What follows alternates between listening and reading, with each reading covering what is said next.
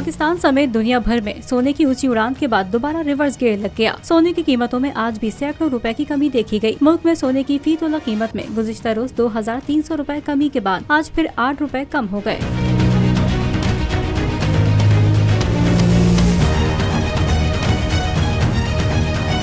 All Pakistan James and jewellers association की जानिब से बताया गया है कि सोने की फी तोला नई कीमत 2,27,300 रुपए है। इसी तरह 10 ग्राम सोने के रेट्स में 686 रुपए कम होकर 1,94,873 रुपए हो गए। दूसरी जानिब बैनुल अक़वामी मार्केट में सोना $3 कमी के बाद $1,961 फी औंस का हो गया।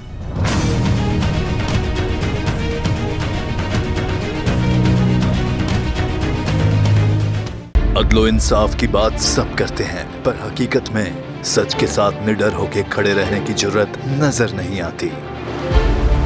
बोल ने तश्कील दी 10 कोर्ट रिपोर्टर्स की टीम, जो केस की बेस तक जा पहुंचे।